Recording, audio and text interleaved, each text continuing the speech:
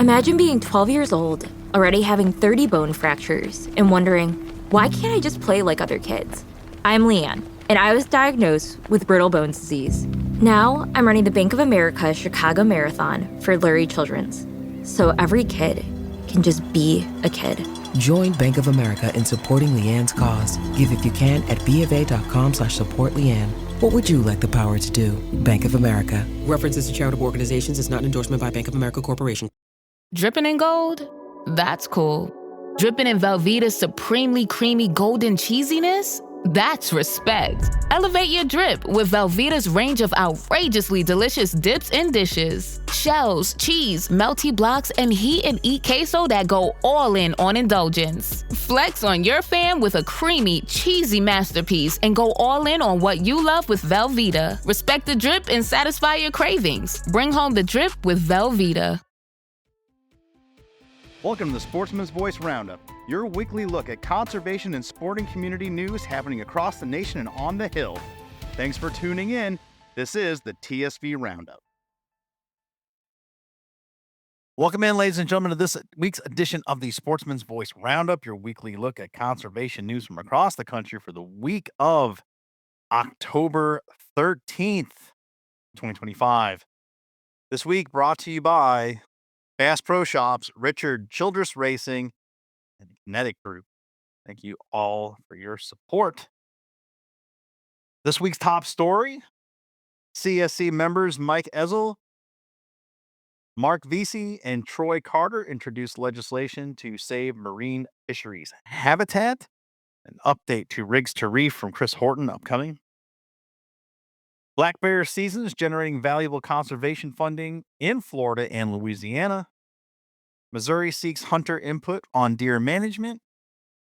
Drought impacts the unsung hero of wildlife conservation in the northern New England states.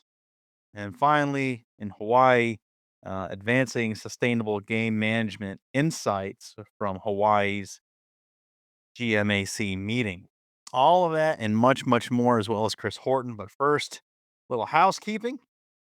As a reminder, our Pop for Conservation raffle is ongoing and is still very current. So make sure you're getting your raffle tickets, your entries in by going to POP, the number 4 conservation.com. That's pop4conservation.com.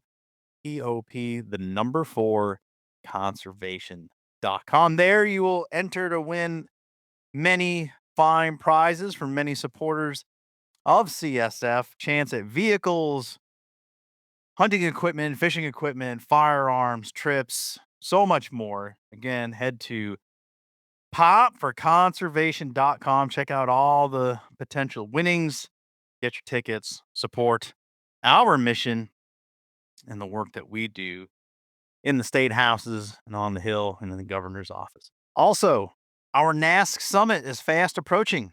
You will want to register if you are coming as soon as possible. Our outdoor activities that are all very popular are filling up, if not sold out at this point. So do head over to the website, congressionalsportsman.org. Go to the summit page and register today if you're planning to come. Make sure you get in on all the activities that you want and get registered and get ready for a good time in Memphis, Tennessee.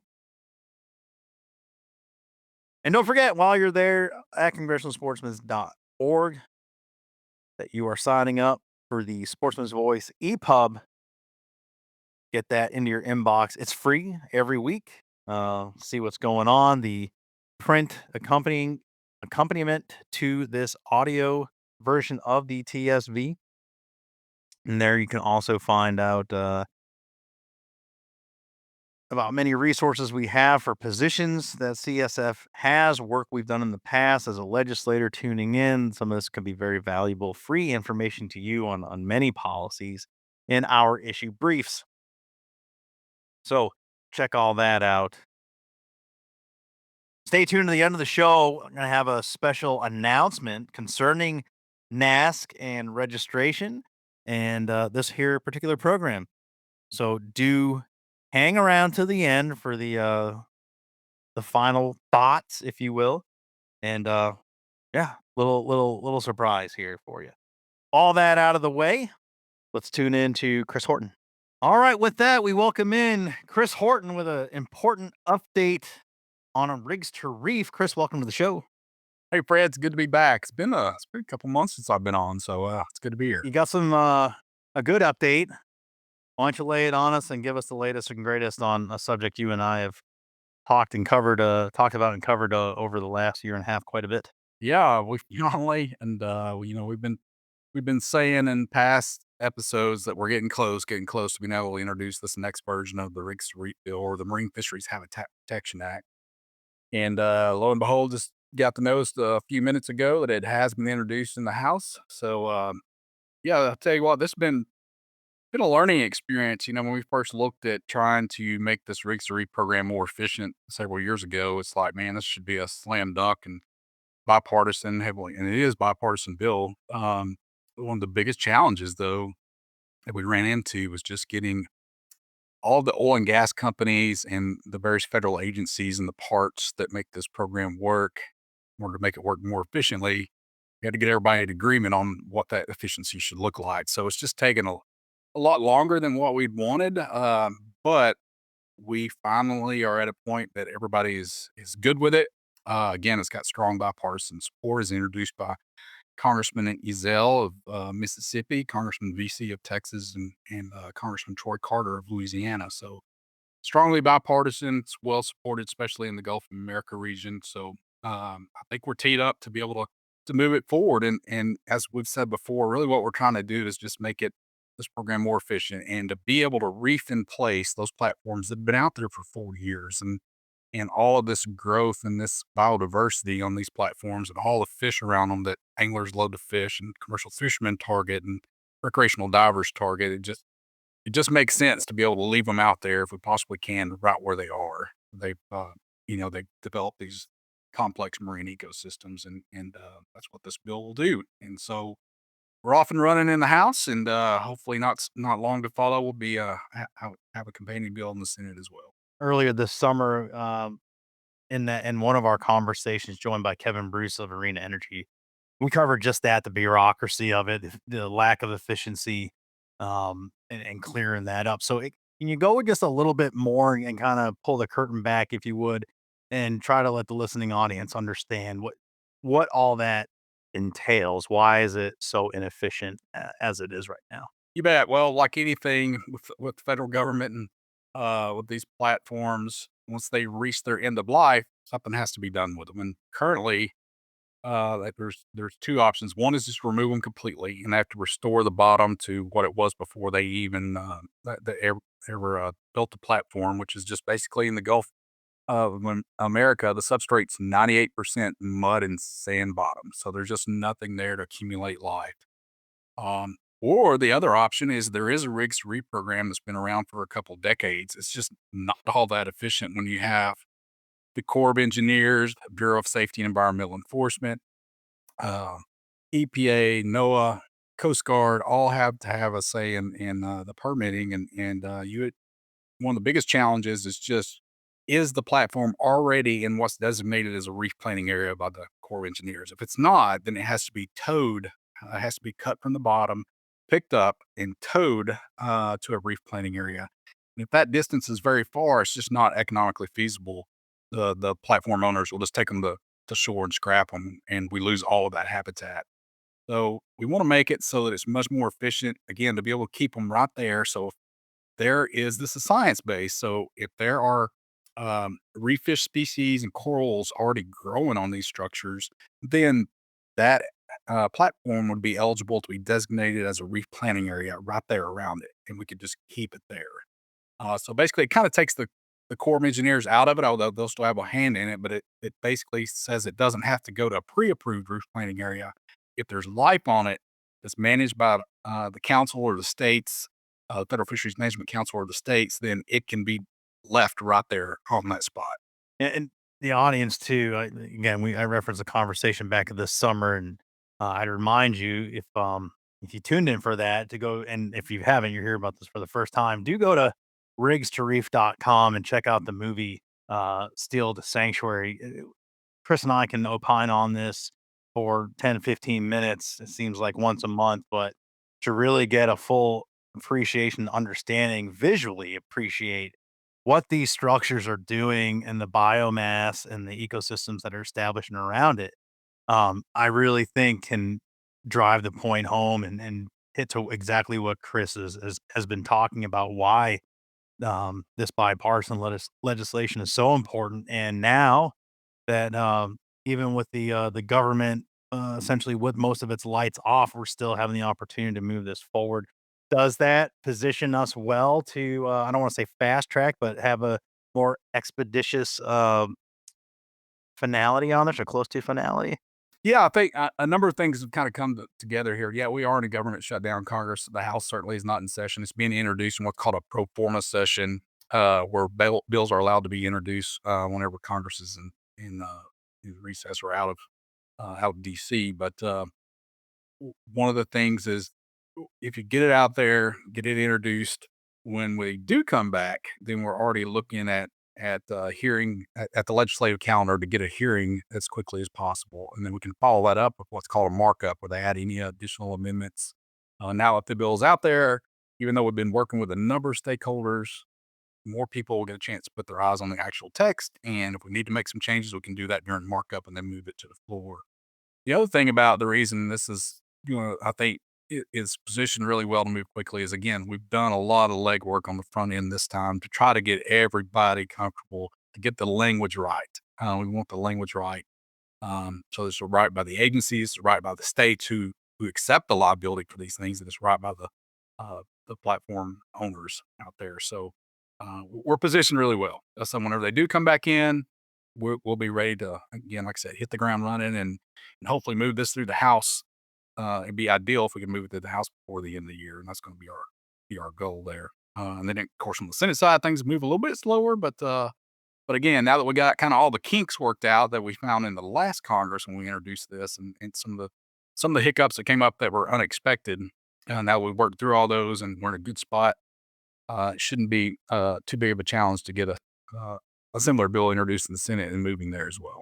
Very good. All right. Well, it's a quick update. It's a great update, but like I said, we've really hammered this topic quite a bit. So, um, barring any additional information here in the last couple of minutes or anything else you want to hit on, I think we'll leave it there and look forward to forward progress as it comes, and hopefully by the end of the year we have some more good news to report. Yeah, thanks, Fred. Thanks for allowing me the opportunity to share the good news. And like you said, anybody that just tuning this for the first time or heard us talk about Rigs to Reef, truly, as Fred said, go check out Still to Sanctuary, the Rigs to Reef story. And you can find that at rigs2reef.com. And it really, for folks that are not aware of this subject, that when they see it for the first time, they're like, oh, wow, this is something we got to save. So go check For that sure, out. and I think an appropriate plug here too, for those of you that are joining us in Memphis in December for the NASC Summit, you will get a chance to view that video as we're having a double feature on our traditional movie night, and that will be one of the features you'll get to see. So look forward to that if you are attending, and maybe just another reason to join us in Memphis in December. Yeah, it's gonna be fun. Kevin Bruce of Arena Offshore, which produced the video, as well as I will be there to debut it for the folks that are there, as well as to be there to answer questions about the production, about Rigs to Reef in general, where we are with the legislative process. So look forward to seeing everybody in Yeah, Memphis. that's a great opportunity, especially for those state legislators who are getting their first eyes on it. That's a great opportunity there. So cool. Well, we'll leave it there. And again, like I said, look forward to further updates. And those of you coming to Memphis, we'll see you there, and we'll see Chris there. Thanks so much. Thank you. Thanks, Fred. All right, my thanks to Chris for that update. Again, don't be shy about going to check out the movie. It is fantastic. We've talked about it in the past. It's worth the watch. It's like 30 minutes. Takes no time at all. You can check it out.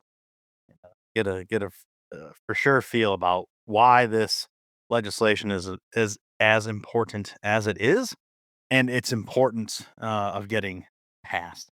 With that, let us continue on. Heading down to Florida and Louisiana, Mark Lance is bringing an update here and talking about conservation funding being benefited by these two fairly new seasons. Really, they are new, except for Louisiana in the second season of their black bear season, and Florida just instituting theirs. So, as everyone knows, and we've reported on, Louis, Florida, as I just said, recently passed unanimously the reinstitution of a black bear season, and we've covered that Louisiana, being in its second season, was able to allocate more tags, which has created more fundraising. So getting into the nitty gritty here from Mark, 2024, Louisiana Department of Wildlife and Fisheries and its commission reestablished their first black bear hunting season since the 80s.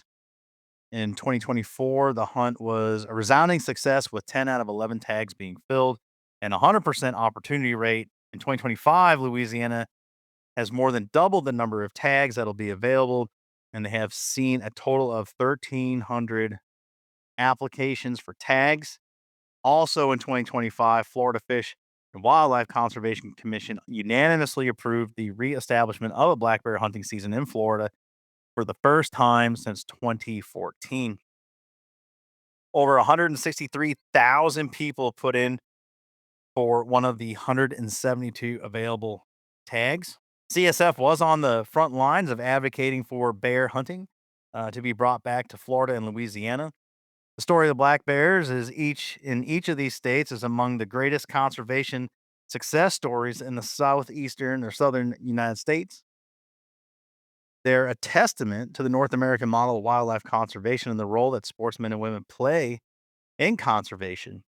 Between these two hunts, hundreds of thousands of dollars in funding for conservation have been made available and will go back into the scientific management of black bears. In Florida alone, the application process netted the commission there over $800,000 that otherwise would not have been put back into conservation. Science-based wildlife management is one of the key tenets of the North American model, wildlife conservation. As we've seen elsewhere throughout the country, the hunting of black bears and other charismatic megafauna has been a contentious topic where opponents of the concept cater to emotion rather than science. Due to population declines resulting from habitat loss to overhunting, the Louisiana black bear was added to the list of endangered and threatened species under the Endangered Species Act in 1992.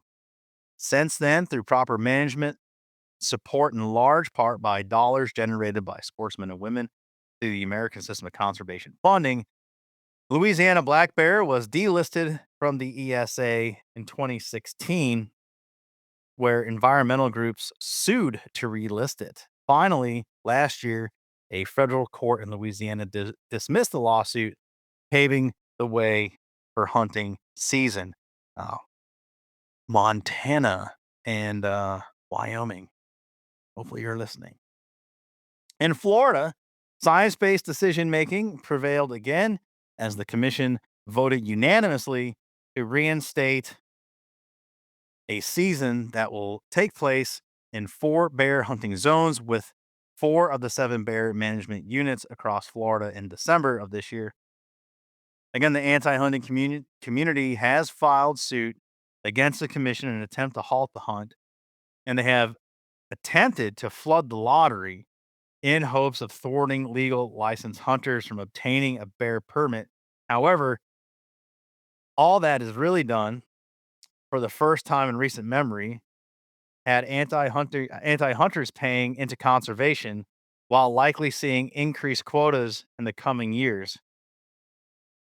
CSF applauds fish and wildlife agencies and their commissions for utilizing science and the decision-making process. These new seasons give the sporting community another chance to pursue an iconic species while generating a significant amount of additional revenue that go back into ensuring the continued successful management of black bears. Yeah, I'm glad that Mark brought up that last point about the anti-hunters thinking they're doing some sort of good for their cause by buying all these tags. And it's well, it's funny as hell is what it is. It's fantastic, really. And we thank them for their dollars and contributing back to a system that works and has proven to work, as Mark has so aptly outlined in his article. And to the, the other extent that because of the demand and because of science-based management, there's likely going to be an increase in available tags. So there you go. There you go. Thought you were gaming the system. Thought you were thwarting the hunters, the mean-spirited big bad fuds from going out there and being part of the ecosystem. But no, you've contributed greatly to it, and we appreciate your dollars and your commitment to your cause. And what it has done is created more opportunity for more true conservationists and sportsmen and women to hopefully have more success and more opportunity in 2026. So, way to go, folks! Appreciate you. This is great. Every time we've talked about this, both of these states, their success here, it's just more examples. And yeah, I sort of dropped in there. Wyoming, Montana, pay attention. And I'm not going down the ESA rabbit hole on this show, but I think we all know by this point that the greater Yellowstone grizzly and other critters, wolves in that area have been successfully reestablished insofar as having populations that now require management and and they need to. So here's two great examples of how the whole thing works and the intent, and it's more than long past due for especially grizzly bears to come off of the protected status. Moving on, we're gonna go to Missouri here. This from Kent Keene. Missouri Department of Conservation is currently accepting public input on deer management in the Show Me State. Hunters and conservationists can weigh in on the state's deer management plan, which includes Missouri's deer hunting frameworks. Comment periods are preferred method of engaging the public regarding wildlife management decisions by allowing professionally trained biologists to combine stakeholder input with on-the-ground information on wildlife and their habitat. Now through October 17th, that's the end of this week, the Missouri Department of Conservation is hosting an online public comment period regarding the state's deer management. During the comment period, stakeholders are invited to answer survey questions about the current state of Missouri's deer herd, as well as current hunting seasons and their framework. This online survey period is being accompanied by a series of open house listening sessions across the state. Public input during these comment periods plays an important role in informing state wildlife management decisions. Under the North American model of wildlife conservation, wildlife are a public trust resource managed by the state fish and wildlife agencies for the benefit of all citizens. By accepting comments designed to inform their decisions, professionally trained biologists have the opportunity to compare the on-the-ground data about wildlife and their habitat with the opinions of those whom they are managing these resources. This, in turn, helps shape management decisions to ensure that the state continues to manage wildlife sustainability and effectively. Recently, anti-hunting interests who have not been successful in pushing their agenda through the state agency rulemaking process or the legislator have opted instead for more prescriptive referenda in the form of ballot measures. This ballot box biology gained a tremendous amount of attention last year with the attempt to ban bobcat and mountain lion harvest in Prop 127 over in Colorado. While the efforts of the Congressional Sportsmen's Foundation and many in-state and national partners were successful in defeating Prop 127, the strategy remains one that we, as sportsmen and women, are likely to continue to see arise in many states.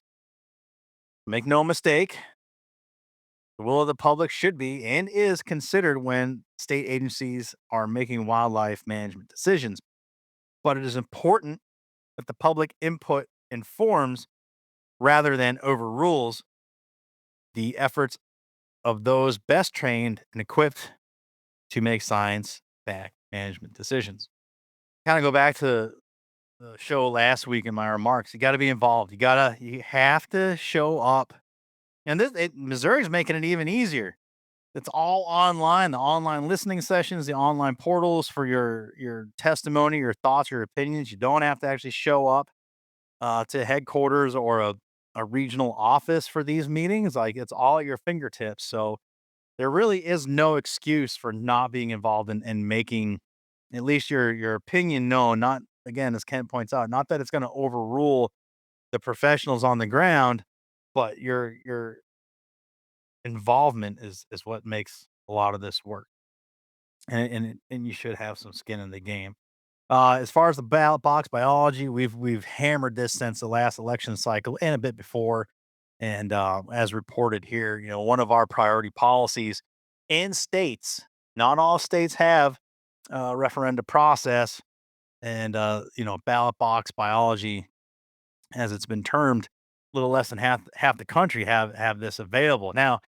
What we're actively pursuing is in these states to raise where it's not the threshold from a simple majority to a two-thirds. That is ongoing. That is happening.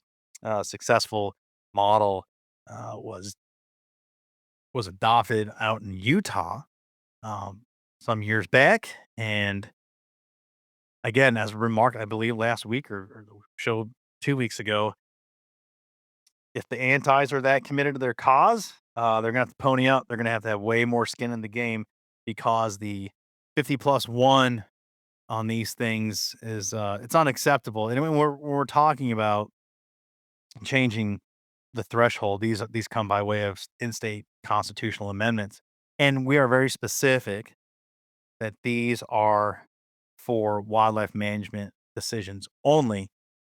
So we're not looking to change the whole referenda process for the entire state. We just want the constitution of each state where this can happen amended to a two-thirds majority. And we'll see how committed folks are to that when those get passed, ideally, and instituted, because these aren't just simple 50 plus one decisions. These need to be well scrutinized, and it should take a higher threshold to change some things. So thank you to Kent for his reporting on that.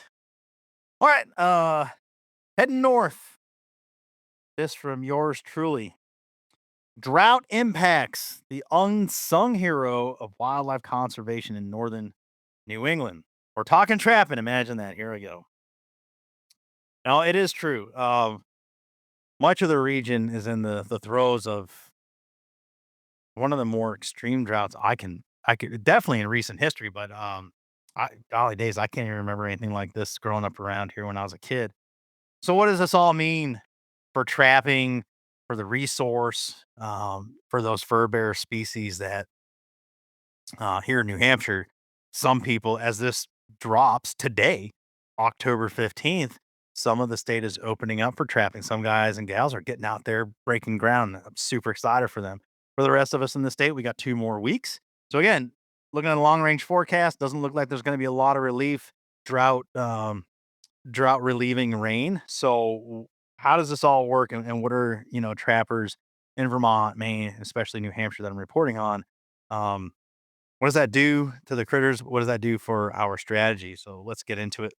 As the seasons unfold, like I said, now through March of next year, trappers' efforts not only sustain fur bearer health, but fortify the ecosystem we all cherish. Um, Trapping, as we've talked about, funds the very programs that sustain our outdoors. License revenues benefit habitat enhancement, research, and land acquisition. Also, non-game species benefit from those dollars and that management, such as the New England, rather the New England cottontail and the Canada lynx. Much of New Hampshire is currently experiencing either extreme or severe drought. As of early October, over 91% of the state is suffering drought conditions with extreme levels in central counties like Carroll, Grafton, and Sullivan. As sportsmen and women know, Mother Nature isn't always kind, and this year's drought, New Hampshire's worst in 25 years, has turned our landscape bone dry, challenging both wildlife and those who tend to it.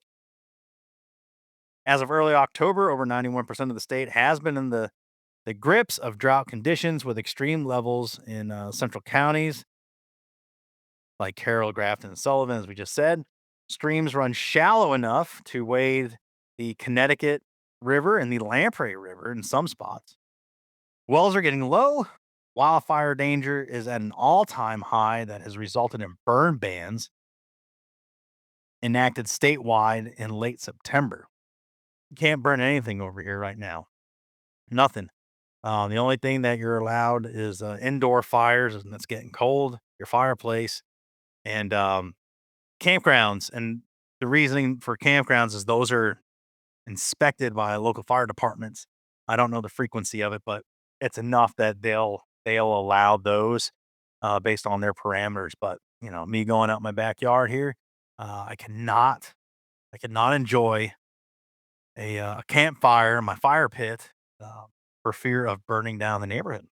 So we have foregone the backyard fire pit time, which is cherished time, truly, because of the drought this year. Oh, so anyway, well, let me continue here. As I've been saying, it's our driest summer on record, June through August.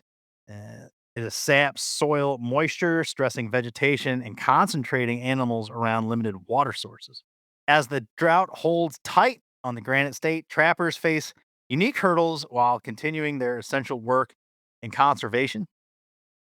As trapping is a cornerstone of the wildlife management, parch conditions are testing both furbearers and those who manage them.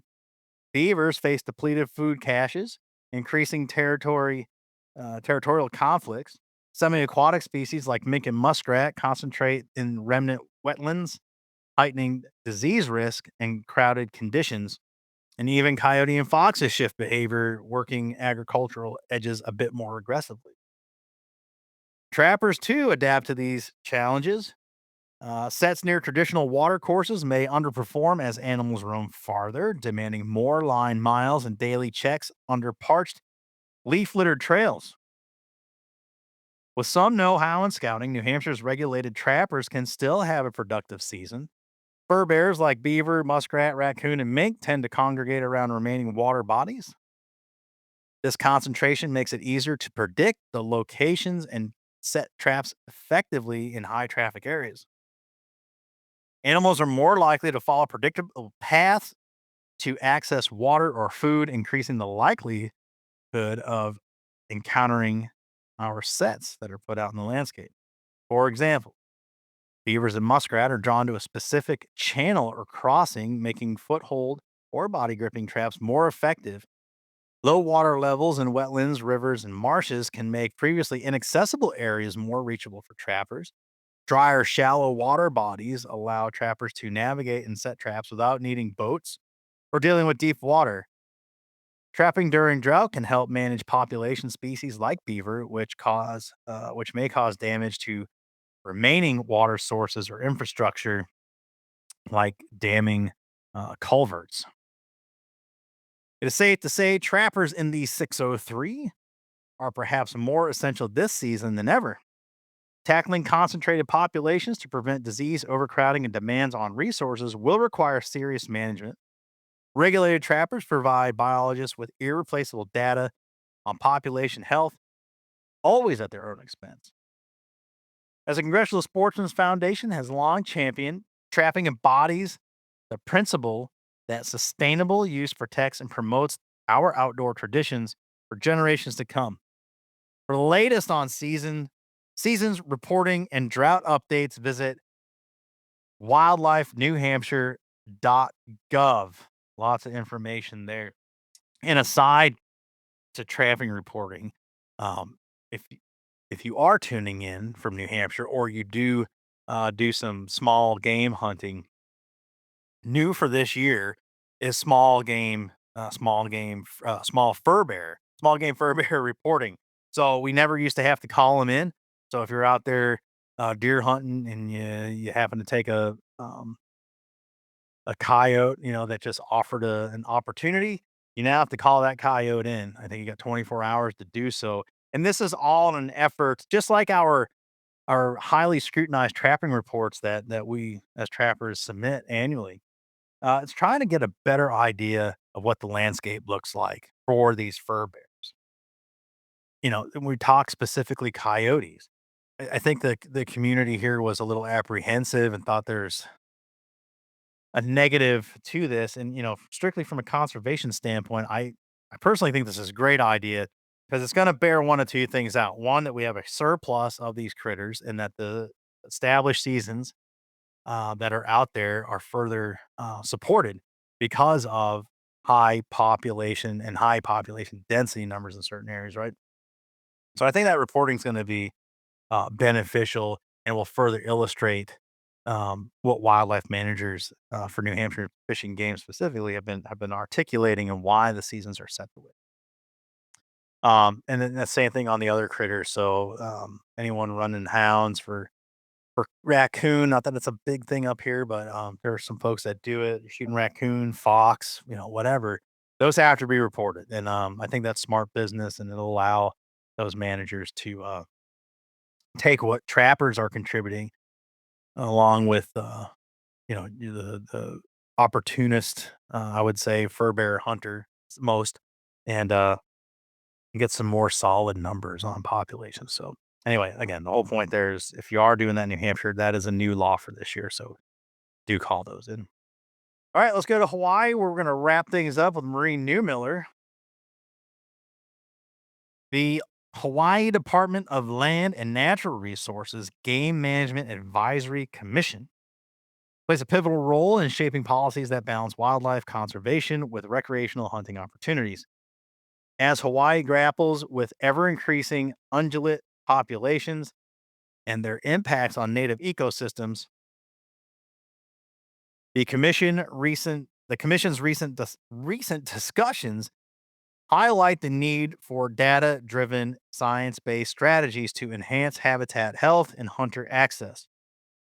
These efforts not only support biodiversity, but also bolster local economies through sustainable hunting practices that fund conservation. Highlights here: GMAC commissioners requested a follow up presentation on a pilot project to measure carrying capacity for game mammals, aiming to inform management decisions in key hunting units. The department highlighted progress on efforts to expand hunting access in the Kanoa Forest Reserves. I hope I'm saying that right, folks.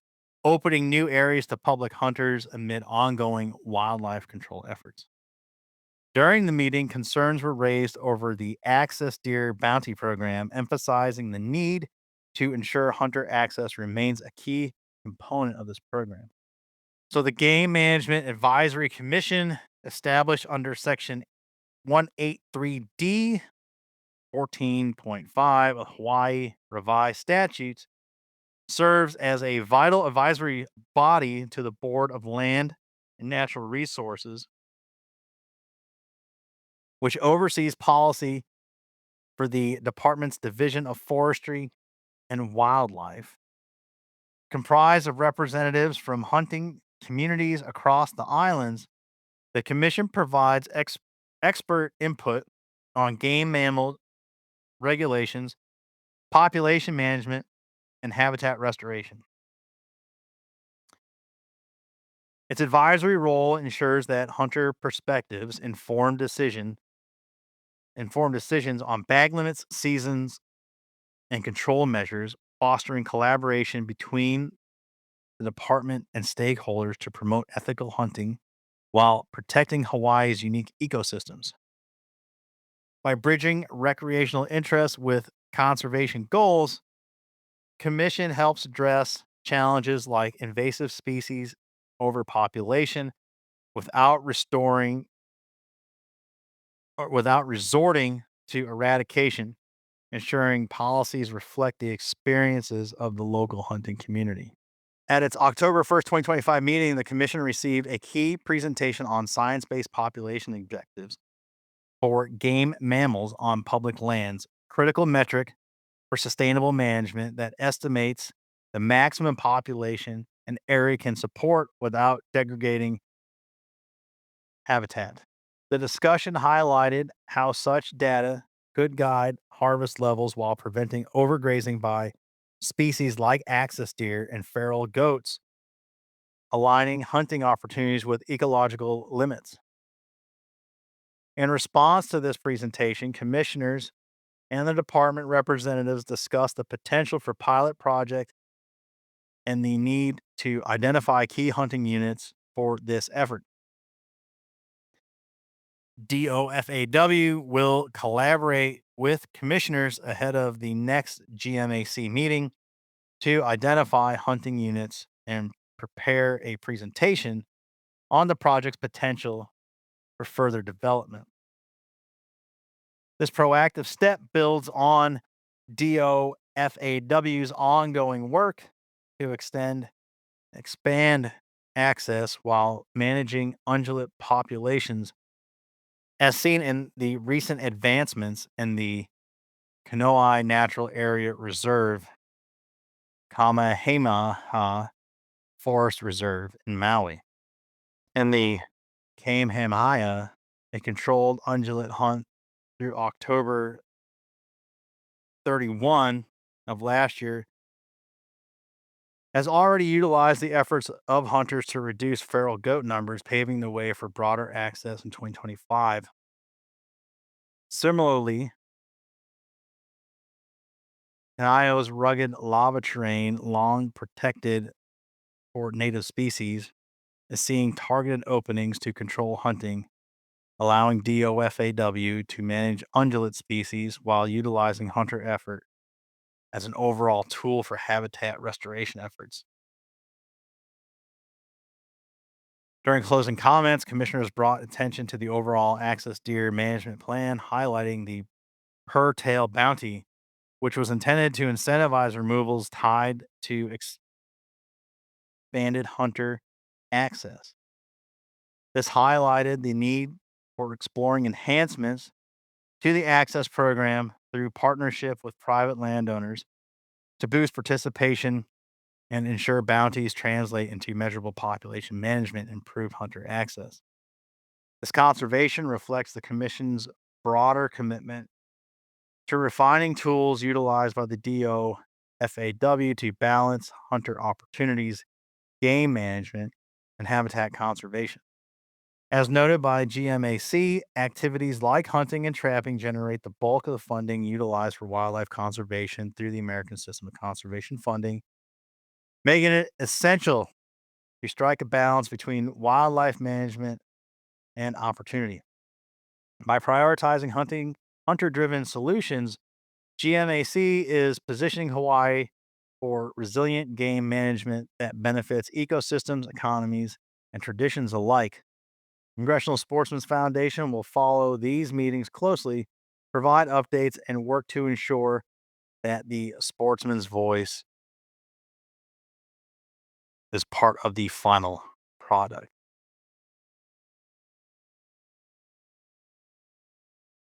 That's it for the stories for this week. I want to thank my colleagues for their contributions and their reporting. Got a feature presentation coming out this week, recapping the Fur Takers of America Trappers College. Got some guests lined up, some instructors. I've kind of given you my personal viewpoint on it, the experience from my end, but I'll recap some of that because it's exciting stuff to me and it's easy to talk about. But yeah, I hope to bring on some more detailed information from guests from the instructor standpoint for you. And I hope you find it interesting. It's just a really outstanding program put on by our partners at FTA. And I think you'll enjoy this one. All right. So, end of the program here. I said I got a little surprise for you. If you are coming to NASC, and this is a podcast listener only promotion, our early bird registration has expired, long expired. But we're bringing you a deal for this audience and this audience only. You're not going to see this code anywhere on social. We're not e-blasting this out to our membership. It is for you, Sportsman's Voice podcast audience. We appreciate you listening. So if you want to come to NASC, enter the code, go to the NASC Summit page, and at checkout, enter the code BIRDMAN for $50 off your registration. BIRDMAN is your code for $50 off that registration. That is the same savings as our early bird special. So we are extending that early bird with that code BIRDMAN, BIRDMAN, for you, the listening audience. Can't wait to see you guys in Memphis in December. And if you did use the promo code and you are coming and ask, please find me and tell me, because I just think that I think that's pretty cool, and it certainly illustrate the reach of this program, and trying to give something back to you guys, give it to us, and show continues to go on, show continues to become discoverable. So there it is. We will do this again next Wednesday. Thank you as always for tuning in. Be safe out there for those on the chase, getting in the trees, getting in the fields, waterways, all of it. It's a beautiful time of the year, and just can't wait for the next opportunity to get back out. I'm sure you're the same. Until next week, remember, CSF is your inside connection to outdoor legislation. We'll see you next week. So long. Thanks for joining us on this edition of the Sportsman's Voice podcast. Ladies and gentlemen, your support is crucial, and you can help us out right now by leaving a review, filling in those 5 stars where available, sharing this episode with friends and family, and engaging with us socially. CSF can be found on Facebook, Instagram, and X, formerly known as Twitter. Together, we can protect the outdoor sports we love and continue to keep you informed wherever you are. That's it for this week. Until next time, we'll see you later.